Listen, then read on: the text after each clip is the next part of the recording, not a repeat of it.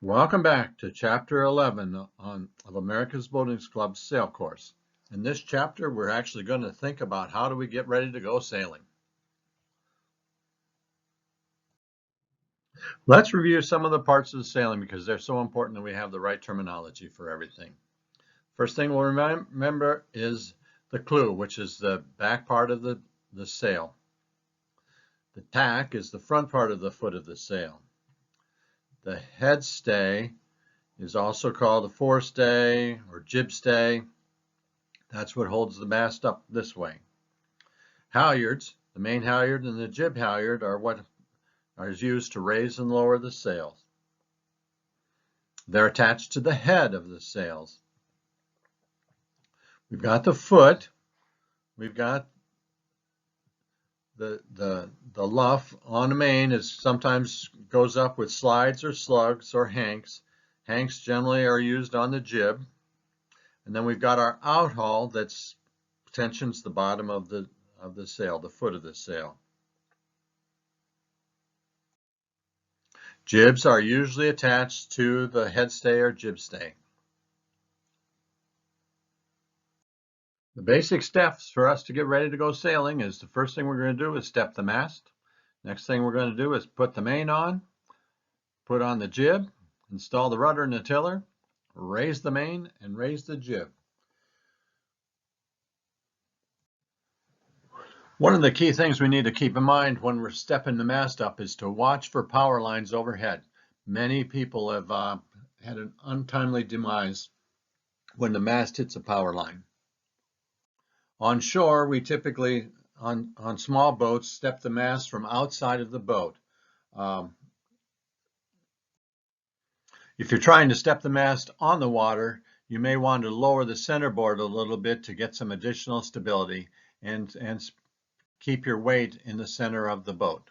Bending on the mainsail includes several steps. First of all, we're going to attach the foot of the main to the boom. The tack has a cringle to attach to the outhaul. Some mains are loose-footed. That means they don't go in a groove at all and they're open. The foot of the sail is then free to float in a more aerodynamic fashion. We're going to pull the clew backwards aft with the outhaul. We're going to insert the battens in the sail. We're going to attach the main halyard, and then we're going to attach the luff to the mast and pull the luff up. It's easiest to raise the sail is if we're headed into the wind because it takes the friction off it and avoids jams.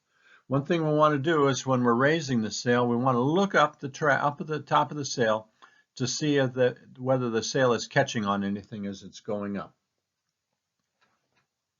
Finally, don't allow the sails to flog unnecessarily. Bending on the sail is just a nautical term for putting the sail on the boat, attaching it to the spars or forestay. First thing we'll do is we'll take the tack out of the sail bag and attach it to the deck. The next thing we'll attach the sheets to the clew and run them back to their proper place. Finally, we'll attach the halyard to the head of the jib, and then we'll bend on the sails as we raise the halyard. And these sails too, we do not want to let them flog excessively. If we're using a roller furling system to furl the jib, we want to be sure and tie a sail tie around the sail when it's rolled up to keep it from coming unfurled should a storm come up when we're on shore. I've seen several instances where people have had to make a rush down to the lake because their furling system came unfurled when they were not on board, and it just shakes the boat around, and sometimes it can even ruin the sail. Here's a video that shows us how to rig a laser that's down at Clinton Lake. If this video does not show up properly on your screen, you can go to YouTube at the following link and access it there.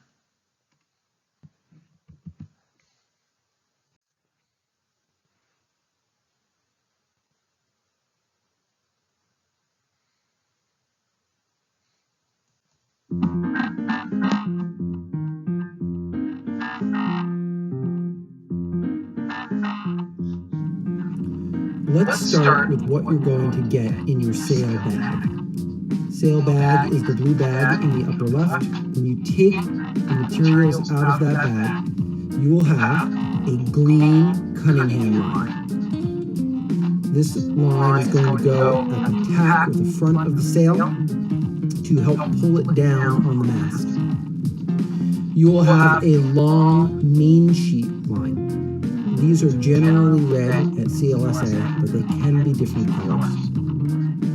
And you will have a folded up sail. You will also need to get your dagger board and your rudder and tiller from the shed. Make sure that the pin is placed in the back of the tiller and rudder as shown here. You'll want to grab the 3 spars from the PVC tubes. You are going to need the lower mast section. The lower mast section has 2 fittings on it. This is the gooseneck, it's where you'll put the boom, and the other fitting is the vang. The vang holds the boom to the mast.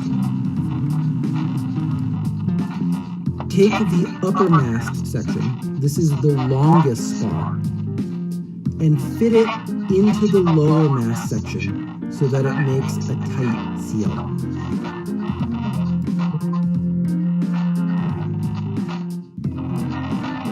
Unfold the sail on the ground. It can be helpful to have 2 people do this. Locate the luff pocket. You are going to slide the mast into this pocket. Slide the mast into the luff pocket all the way down the mast.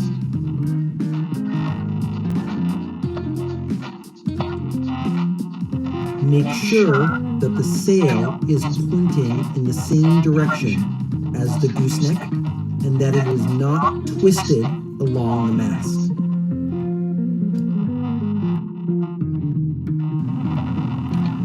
Pick up the mast, making sure to keep the bottom of the mast on the ground. Slowly and carefully lift up the mast and place it into the mast step.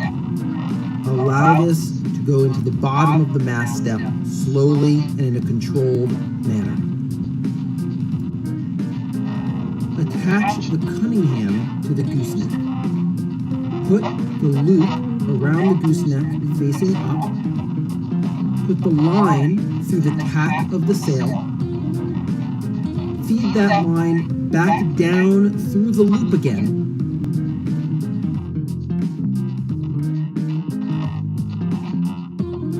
And finally, to the fair lead at the base of the mast, and then the clam cleat near the cockpit.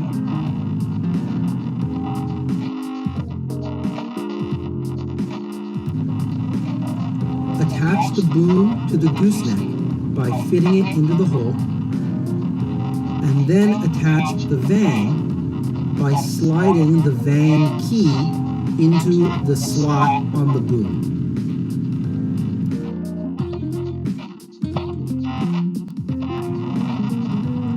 Attach the main sheet by finding one end and putting it through the block on the boom.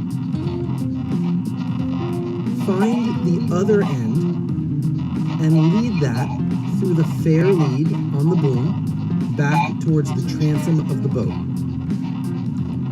Put it through the block on the end of the boom, then through the back of the traveler, which is on the deck of the boat, and finally back up to the same block on the end of the boom.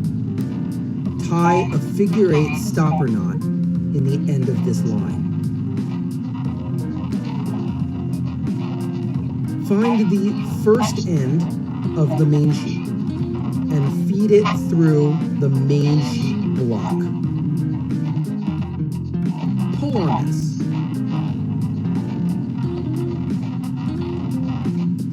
When you pull from the cockpit side, the ratchet should engage. When you pull from the mast side, the ratchet should not engage. Tie a figure-8 stopper knot in the end of this line. Make sure the plugs at the transom of the boat and in the cockpit are in place so that water won't get into your boat. Take your rudder, tiller, and extension and place it under the aft portion of the Traveler, but over the forward portion of the Traveler. Leave it here on the deck of the boat. You'll put this on in the water. Take your centerboard or dagger board and put it in the cockpit of your boat. Now you're ready to get on the water.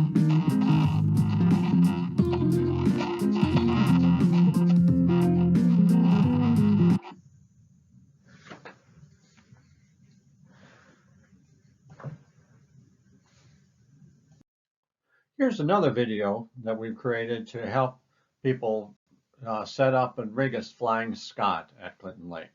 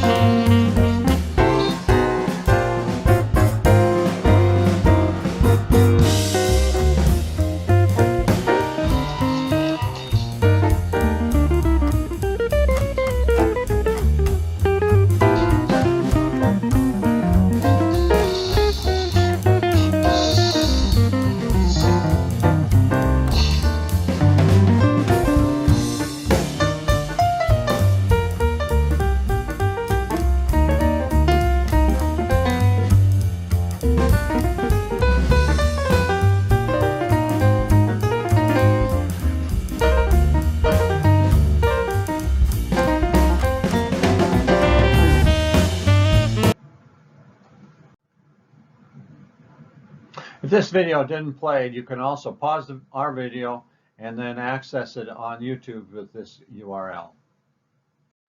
In this slide, we're going to demonstrate how to fold a laser sail so that the battens can stay in the pockets and still fit in the bag. To fold the sails on a laser, we're going to start by folding the bottom corner down to get it so that it lines up when we fold it along the battens. We've got grooves in here that folds that have been made from years and years of folding it on the same place, and that's what I like. So now we're going to just fold the next piece over and come up on this side and keep, typically the sail would be spread out much further, but since it's inside the garage, I don't have room to do that. And so we just keep folding them. And what we're doing here is we're taking our battens and moving them all down on this end so they line up. The next thing we do is we've got those folds all made. Then we're going to start at the batten end, tip the sail up and line it up so the battens are all parallel and all equal distance. And we just fold it, wrap it over. And then we just keep folding it over until we're all wrapped up. And then we can fold it in half. And then put it in the sail bag. Sorry, I'm Done.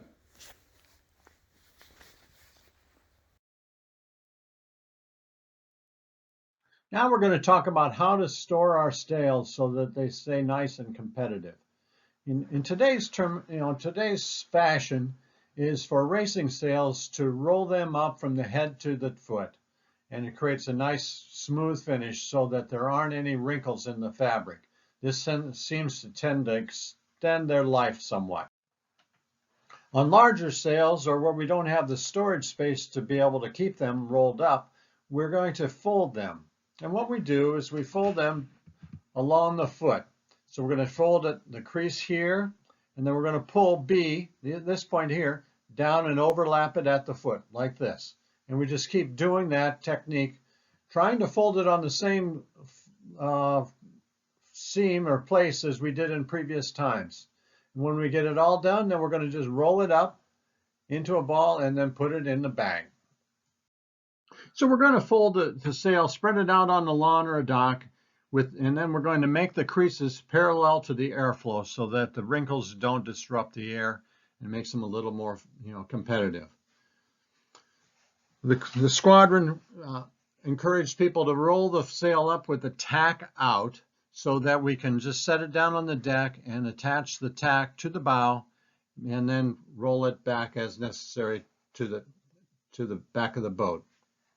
You want to be careful when you're folding them on new lawn. It's because the grass might stain your pretty white sails. Sometimes on larger boats, instead of taking the sail off, it's just flaked over the boom. And so what we do with a flake is we simply use the same kind of technique as folding it, only the boom is we fold it across the boom with part of it hanging over each side of the boom. This concludes our section on preparing to sail. Our next section will be tuning the rig.